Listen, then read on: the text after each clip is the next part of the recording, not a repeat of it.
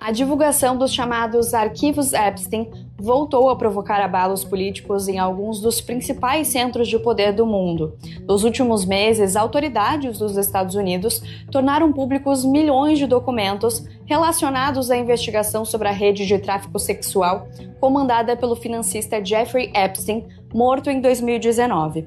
Os arquivos reúnem e-mails, registros de viagens, denúncias não verificadas e menções a figuras públicas que mantiveram contato com Epstein antes e depois de sua condenação por crimes sexuais em 2008. A publicação desse material reacendeu pressões políticas e institucionais tanto no Reino Unido quanto nos Estados Unidos. No Reino Unido, os desdobramentos do caso atingem diretamente o governo do primeiro-ministro Keir Starmer. Neste domingo, o chefe de gabinete do premier, Morgan McSweeney, renunciou ao cargo em meio à crescente pressão envolvendo a nomeação de Peter Mandelson como embaixador do Reino Unido nos Estados Unidos. McSweeney assumiu a responsabilidade por ter aconselhado Starmer a indicar Mandelson, de 72 anos, para o cargo diplomático mais importante do país. A nomeação passou a ser questionada após a divulgação de documentos dos arquivos Epstein. Os documentos sugerem que Mandelson, quando era secretário de negócios do governo britânico, teria enviado informações confidenciais de mercado a Jeffrey Epstein. Diante da repercussão, Keir Starmer demitiu Mandelson do cargo de embaixador após apenas 7 meses em Washington. Ainda assim, a decisão inicial de nomeá-lo se transformou na mais grave crise enfrentada pelo primeiro-ministro em seus 18 meses de poder.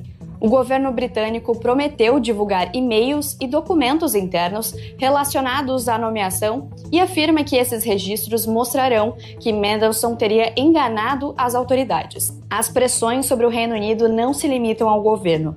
Os arquivos Epstein também trouxeram novas revelações sobre o ex-príncipe Andrew, então Duque de York.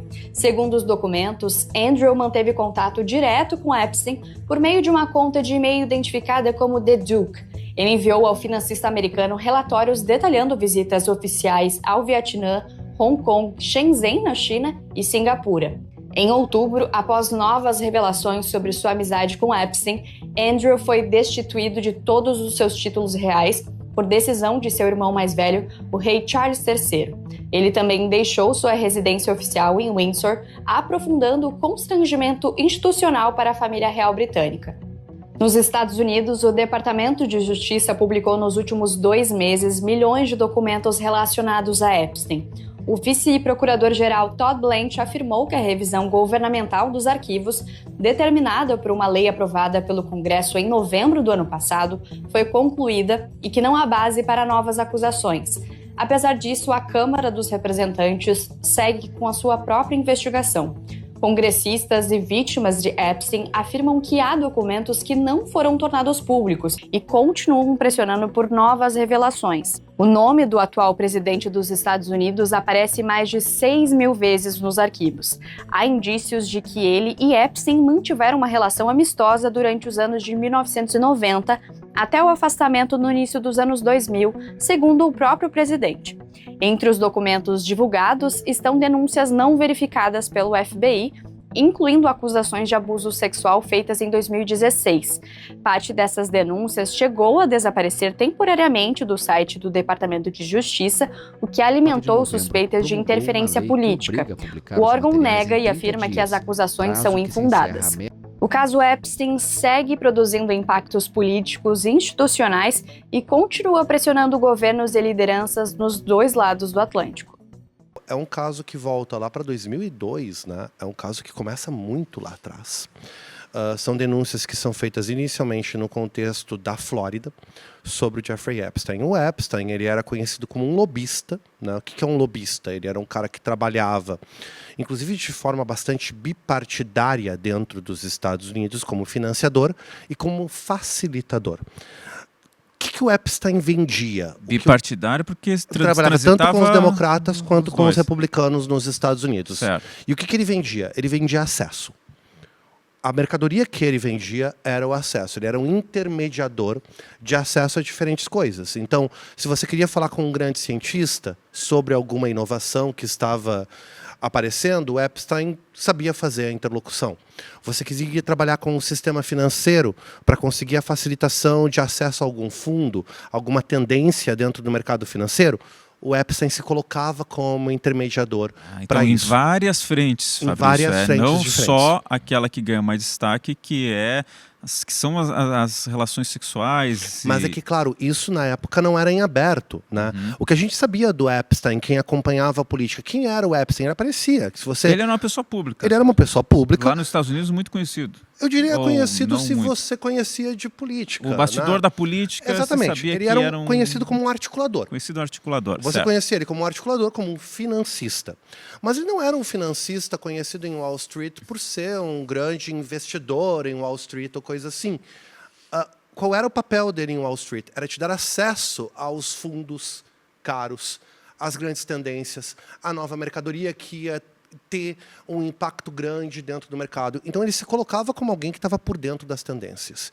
E é interessante a gente ver a história dele, porque a história dele não é a história clássica de alguém que é um lobista. O que eu quero dizer com isso?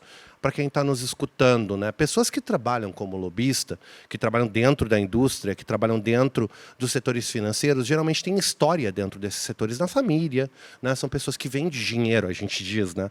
Não é o caso do Epstein. A família do Epstein era uma família de classe média.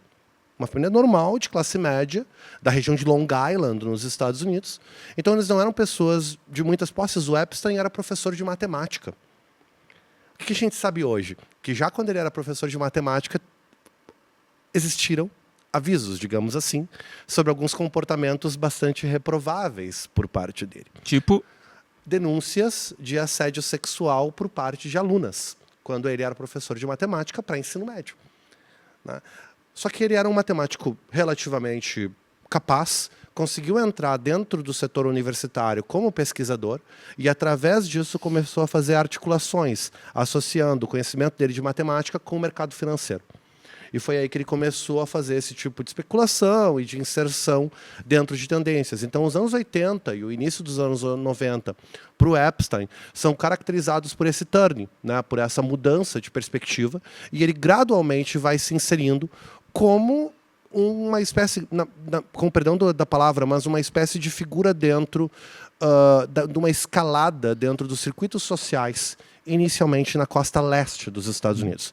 Mas você não falou nenhuma palavra errada para pedir perdão. Mudou de ideia ali, não. Eu ia dizer arroz de festa. Tá. Mas ele estava sempre dentro desse tipo de circuito. O que acontece? A gente descobre, quando vem a primeira onda de denúncias, que ele não era apenas um facilitador de mercado financeiro, mas ele era um facilitador de todo tipo, digamos assim, de desejos para a elite. Mas isso não se sabia na época ou se sabia, mas veio à tona, claro, agora com a divulgação? Que ele era um playboy, né? Ele aparecia em festa, ele sempre estava acompanhado de pessoas muito importantes, ele sempre estava acompanhado de pessoas muito importantes em bares, em restaurantes da moda, em coisas associadas com Hollywood ou com, digamos assim, a Broadway em Nova York. Então ele sempre estava nesse tipo de coisa. Tanto que a gente vê as fotos dele com todo tipo de gente na década de 90, porque ele fazia questão de ser fotografado. Tá. Né? Bom, a gente chega assim estamos avançando, tá? Aí o professor Fabrício trouxe um importante contexto aqui de um pouco da figura do Epstein. Professor Ricardo Leões, vamos lá, pode ser a partir do que o Fabrício já contou, ou pode agregar algo mais do que o Fabrício trouxe, mas vamos ainda nessa levada assim de contextualizar, afinal de contas, quem era esse bilionário e o que é esse caso Epstein. Boa tarde, obrigado, professor, por estar aqui com a gente. Boa tarde, Léo, boa tarde, Fabrício, um prazer estar aqui com vocês, debatendo um tema realmente muito difícil, mas muito importante. E como o Fabrício já deu um início de explicação muito bom sobre essa contextualização de quem era o Epstein, eu queria lembrar a todos nós que é importante que a gente trate esse caso como um problema social e não como um problema individual. Porque seria para nós bastante confortável imaginar que apenas o Epstein é uma pessoa de uma mentalidade pervertida e uma pessoa que cometeu esses crimes. Embora isso certamente seja verdadeiro, esses crimes não foram cometidos no vácuo.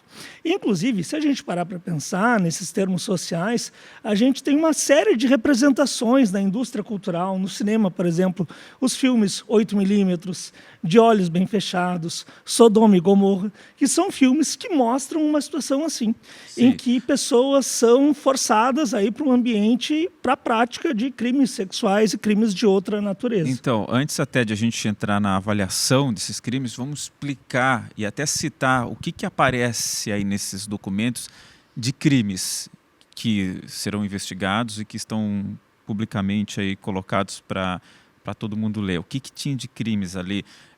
E a gente sabe que há coisas horríveis, né? E talvez até a gente não possa dizer aqui, enfim, não sei, mas queria que vocês nos exemplificassem aqui. Pois bem, como o Epstein, como o Fabrício muito bem colocou, era um facilitador de contatos e de pessoas, e ele operava muitas vezes, inclusive, em ilhas próprias, em lugares longe do alcance, do olhar da polícia, ele muitas vezes recebia essas pessoas importantes e as convidava para grandes festas, que certamente muitas vezes eram apenas festas normais, sem nenhum crime envolvido, mas em outras também certamente envolvia atividades criminosas, sendo a principal delas o tráfico de menores e a exploração sexual de meninas e de mulheres, jovens mulheres. Mas esses crimes, infelizmente, não são nem finalizam essa lista, porque se fala também de rituais macabros, se fala de torturas, se fala realmente de vários tipos de crimes que teriam sido cometidos pelos convidados do Epstein nessas ocasiões. Inclusive, algumas pessoas dizem que, mesmo sem saberem, esses convidados estariam sendo filmados nesses momentos, que seria uma forma de o Epstein, de alguma forma, se proteger, porque, assim, caso houvesse qualquer denúncia, ele poderia ameaçar essas pessoas no sentido de que, bom, se eu cair, vocês vão cair juntos, porque vocês foram filmados. Vocês estão aparecendo aqui nessas imagens. Vocês estão aparecendo também nessas imagens, o que, inclusive, ajuda a levantar suspeições sobre as circunstâncias da sua morte, se houve efetivamente um suicídio ou se foi outra razão pelo seu falecimento. Mas a grande questão é essa: era uma pessoa com um tráfico de influência muito grande, com uma conexão nesse setor de bilionários, de políticos, de personalidades, e eu reitero esse ponto, porque não é apenas um elemento pessoal, não é algo que surgiu apenas da cabeça dele. Muito pelo contrário, a grande tendência é que o Epstein, na verdade, tenha tido conhecimento que essas pessoas já cometiam esses crimes, ou tinham interesse em cometer esses crimes, e ele buscou se apresentar como um facilitador também para o cometimento desses crimes. É muito improvável que o Epstein tenha inventado esse tipo de situação, mas, na verdade, ele se aproveitou de algo que já existia, com essa personalidade nefasta, criminosa, enfim.